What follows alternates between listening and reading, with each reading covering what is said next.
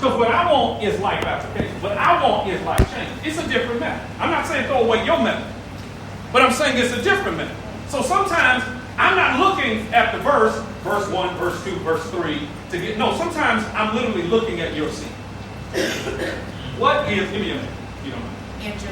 Angelina. Where is Angelina living right now? You don't have to answer. I'm just saying. I'm thinking about that little girl who comes to my church, who, comes and her mom doesn't come because her mom's on drugs. Yeah. What does worry-free life look like for her? What does worship look like for somebody who just lost a loved one? See how I'm hitting it? Preachers ain't going to amen you on that. Don't worry about it. Oh, Doc, you ain't. Doc, where you get that move at, Doc? I mean, you got to go. No, Doc. I'm not preaching your approach. I'm preaching for life transformation. And sometimes I got to literally sit in the seat of the people that I'm preaching to. And I ain't moving away from the text, but I'm literally allowing that text. I'm still lifting the images of worship. The big idea is still in my sermon. I'm still preaching it, but I'm living where you living at. You got mental health issues. So now I'm doing my research with the people in my community. Why are they dealing with mental health issues? What does it look like? Where can they get help? All of this is informing how I apply and lift this point as it relates to refuse to worship. Does it make sense? Yes. And the Bible begins to have feet, didn't it? Yes. Yeah. And I ain't saying don't preach the Bible, but I'm saying there's other ways to make it come to life. It's a different approach. And here's what he says. And I'm going to give you the preaching method. This is what he says, and I'm done. Me, we, you, what is it? Me, we, God, you, we. So this is what it looks like. I wish I had more time to deal with it. But this is what it looks like. This is how he would basically look at it. It doesn't have to fall in his outline. He always starts, well, for the most part, he's going to start his sermons with the me and we. So me, what is me? Me section, it's basically answering the question, how do I struggle? So Andy is saying that what you do is find yourself in it. So we're going to pick word. Well, we're going to do word. So what we're going to do is before we go word, I want you to ask yourself. I want you to ask yourself. No, I want you to ask yourself, how do you struggle? I'll struggle. I'll struggle. Well, we all at some point. I guarantee there's something. You know what I'm saying? There's some fear. Me. When is the time you struggle with word? You never struggle. Anybody in this room never struggle with word in their life? Me. And then you go to the we. Then we move from the me, then you go to the we. Now you then begin to attach it. How do we struggle? Y'all see that? So I then go to the we.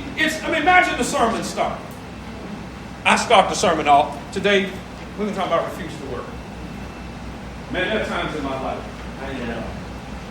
where I have really struggled with work. No, don't get me wrong. I trust God. I love Him.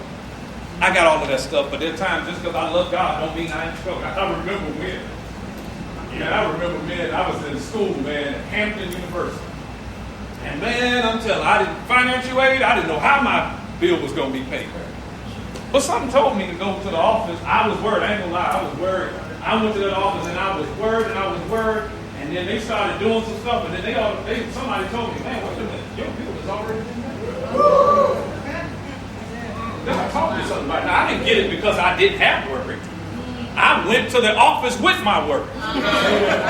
But sometimes, watch this, overcoming worry is not trying to move without it. Sometimes it means walking toward your destiny. With worry on your shoulder. Because we all have worry. See the we? See the me, we here? I'm connected with these people in a place that, some of these cute stories that we find and really white evangelical stories that we find ain't really working. I'm connecting with them. It's a different method. I'm not saying do this every week, But just try it as a dual method. You'll be surprised at me and the we and how it connects with people and how Pookie and Ray Ray and them like, oh, okay. That preacher up there talking my language. Does that make sense? And those of you who are Proctor methods, this is Proctor. Because Proctor starts the sermon with the antithesis. That's all he's doing, is he's living in the tension of where people live.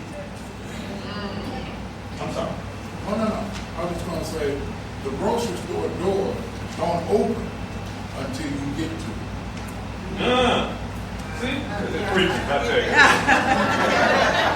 He tried to get a revival. Y'all give him a revival. Take him in. Take him good. That's good. But you get it. Be weak. But we got to get to God. Come on.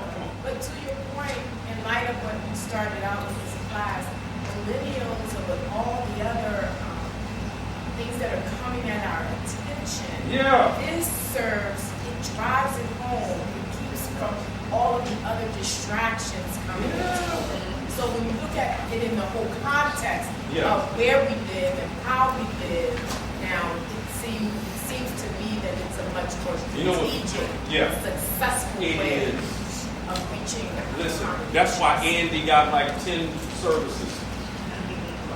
No, I'm being honest. Andy, to me, I like him, and he's not the only one who's doing it this way, by the way.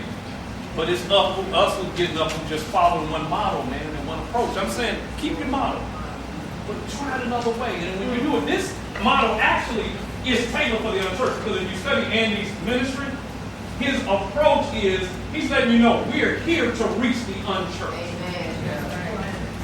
So, man, listen, I'm serving in a ministry with my father in Miami, Florida. And I don't know if the folk are looking for me to be Elder Kenneth Duke. Now, I look just like him. We sound alike. I gotta be different. I gotta have something. I gotta speak another language, because the folk in my congregation who look like, the old church, in the next 20 years, it's gonna be a whole nother thing. And so Noelle, my daughter's like, Daddy, you gotta start preaching in a way where we can put you on TikTok. Some of this stuff is so long and so much information, it don't fit on TikTok. We. Come on, let's go to God, because I can stand all day. I know my time is up, right? I'm over my time. All right, so we got to get to the God. Point them to the God by answering the question, what does the Bible have to say about this? All right? Once you found common ground, you don't just want to stay at the common ground. Well, we done connected. No, I connect so that I can get to the God piece. The God now takes me to the text. Right? Now I'm giving you the overall. This text, I didn't see it coming. Notice this is what happened. Job didn't see it coming. Oh man, I gave y'all the text away. All right. Job didn't see it coming. Right? And here it is. You see it. It happens in Job's life. Now we get into the God life. Y'all see that? And when we look at him, what I notice that one of the initial response of Job is he responds by worship. Didn't he worship? Yes. I want to deal with this worship. I'm kind of going through it, right? Y'all excuse me. I want to deal with this worship part. Come on, let's deal with it. I want to spend most of our sermon today looking at this worship piece. I'm into God. Because in this, God shows us some helpful stuff about worshiping Him when life is his. With the unexpected. Then we move to the you. So, all right, we got the worship. What does worship mean to you? How should you worship in this moment? Well, this is where now he gets into kind of life application. And he's going to sit there. You got to let the Lord lead you on this. Because I'm looking at worship. Sometimes what I'll do with the method is I'll define worship. First of all, let's start with a definition of worship. That's good. I want a working definition because I want everybody in here to know what worship is. So worship, come on everybody, come on. Because they like teaching anyway. All right? Folk like to know that they're getting something right and we all tracking together. So worship is the adoration we express toward God for who he is. Yeah. All right, did y'all get that definition? Yeah. Worship is the adoration we express to God for who he is. Who he is. So we all on one accord. All right? So as I'm looking through how to apply that, one of the things in my practical application, I'm going to look at a movement that goes against the grain in my youth. Whatever you do in this season, what you do is pay your issues some problem. But make certain as you worship God that you don't leave God out of your worship. Yeah. See how good it is? No, pay your stuff attention. Don't ignore it. See, some preachers will tell you that worship, just focus on God. And the more you focus on God, then the less you'll focus. No. I want to be practical and I want to be responsible. Pay that some attention. The doctor just gave you a report. You need to leave. You need to stop smoking. Pay that some attention. You need to leave that alcohol alone. Pay that some attention. But as you pay that some attention, don't you leave God out of. And now I'm applying ways to not leave God out of the equation. See what I'm saying? I'm just practical, right? And I'm not moved away from the whole idea of worship, because I got to find God's isness in the unexpected circumstances. See what I'm saying? God still is in my brokenness. Sometimes God defines who he is in my life in the broken circumstance. Come on, Grandma. I never know he could solve them if I didn't have problem. He's a doctor. In the sick room. He's a lawyer. Courtroom. I didn't know all of that away from that. See what I'm saying? So what do we do? Right? Pay attention to your stuff and don't leave God out of the equation. Right. Oh, Pastor, thank you, because I've left God out of the equation. So you move to the you. Then you move from the you, and then you go in our clothes. Then we get back to the what? We. And basically what he does with the we. You've given them the movements. You've given them some movements. You've given them some practical application to point them up to worship. And he says, close with a vision. That if we can just get back to God, even in the face of our unexpected, then we can see X, Y, and Z. Now, I'm not promising them that everything is going to be all right. Stop lying to your people. Every circumstance will not end positive. And we got to stop that. I think it's okay to give people reality. You may not get rid of that thorn in your flesh, but God is going to give you grace, Paulina. Right?